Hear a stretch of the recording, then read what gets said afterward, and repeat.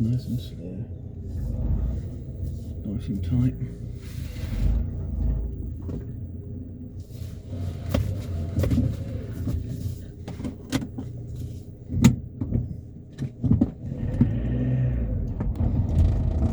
There we go, perfect. Hello, this is Pigsy doing another video.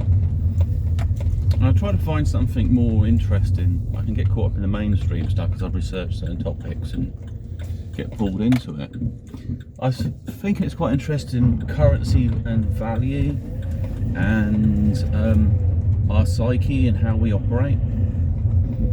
So if anyone's followed like Anunkai, there's always this obsession around gold, and gold is a superconductor, but also it's in the telomeres in your DNA. You've got superconductors at the end of your DNA.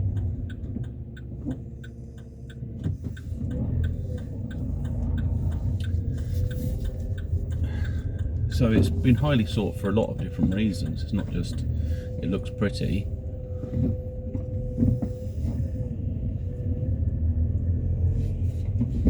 I'm just observing some traffic stuff. Yeah, it's got some functionality into it. And I think it is used in certain electrical components, in certain electronics. This is why I guess microchips could be worth quite a lot of money.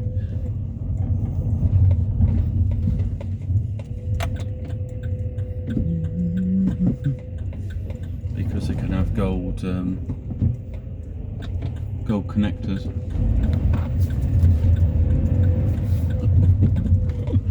Whiz out there. Yeah.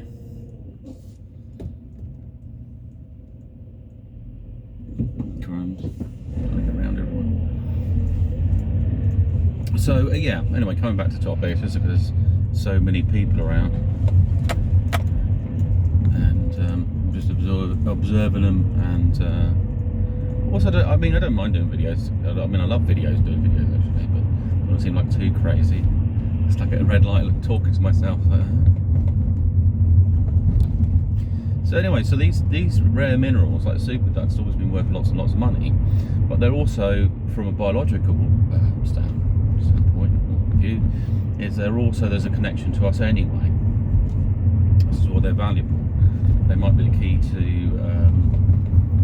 longevity and some other things as well, which is why they've got things like ormus, and they do extractions, or colloidal gold and other things like that.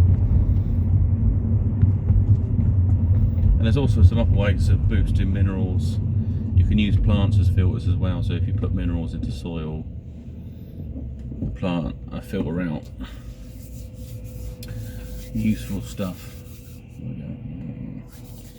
And so it brings on to stuff like crypto. So what is going on with the value of crypto? Well, we're electrical, and we have consciousness as well. We also have programs in our own way and certain functionalities. We're also fairly encrypted. We have a unique codes. However, they could be quite similar in other humans. Like, I don't know if you've got identical twins and other things like that. And you can share some sort of connection, basically. I think family members they've got a certain, they resonate on a certain bandwidth, so you're more likely to be in tune with a family member. So if something goes wrong, you might pick up on it. And so with cryptocurrency, they operate as nodes as well. So like, from our perspective, it's a part of a hive mind. So we have, like, with our neurons, we have these connections, and they talk about these different parachains, which are just like legs on the neuron linking up to other nodes, really. So you can do multiple functions. And they would want to increase the functionality, which seems to be quite important. So the more functional it becomes, the more valuable it becomes. But there's also things that may be keeping them simple, low functionality is useful. I mean, it's like the body. It's always, but put it this way, there may be a way in the future to manipulate them or add things on to some of the it takes a lot with the cryptography. Maybe much more powerful computers, possibly, and it might have a greater utilisation. So, you know, like people could collect information off you.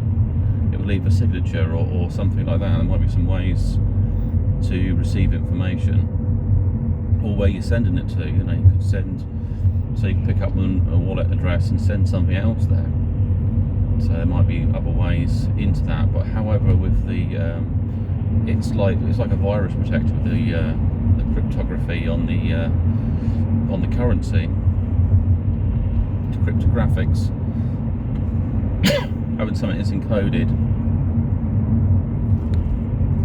but with all the secret hidden functionality. So a lot of it reflects into our own being, and I think that's what we're actually doing. We think we're doing something very original,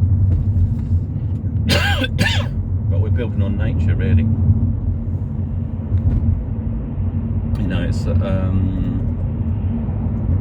the same patterns will come out. And same thing with I talk about Fibonacci sequences, talk about the stock market. There might be like three little pumps, and then there's a big one, there's a large one, and there's all sorts of things like that. So you get this patterns. I guess by observing it and reflecting on our reality, we can learn greater knowledge, because it's telling us, it's there demonstrating some functionality that's reflected from ourselves. So because we're a component, the psychological, the spiritual, the conscious component in trading and trading behaviour. So yeah, I mean, things like Dogecoin, etc., they have some functionality in our society, a bit like you know, let's take a look at the body. Let's say you look at blood.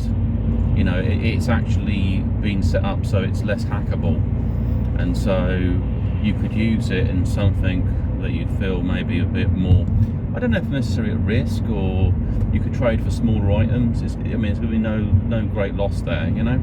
And also you can invest maybe with it because of its well, its value's going up. Depends if you've stored it in the beginning.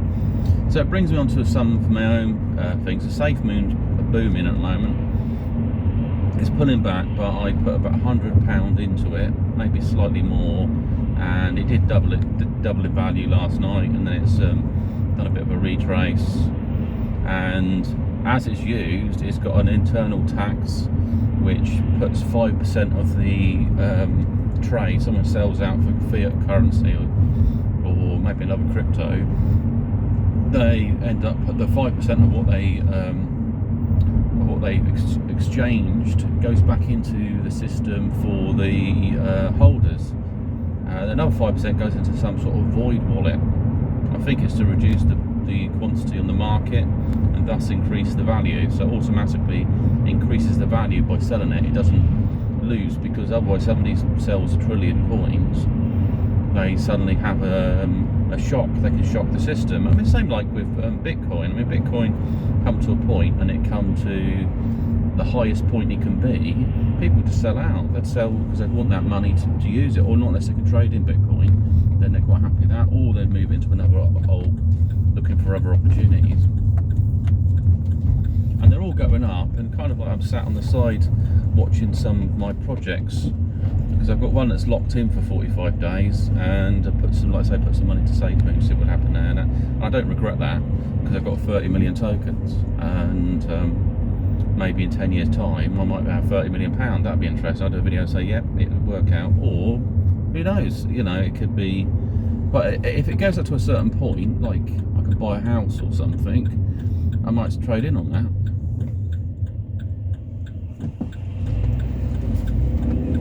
Because I want to just move on further in my life, and it gives me that opportunity, so, which is important. I think relationships require a certain amount of investment as well, from a MGTOW perspective. I'm in this site called Ukraine.com, and so I've been chatting to a woman on that site. I could pay out and get sort of more DLs and stuff of her. It doesn't really bother me too much at the moment. All that matters is the person's bloody real. I don't want any dodgy scam stuff because I just ain't got time for it. And then I can just move things forward then.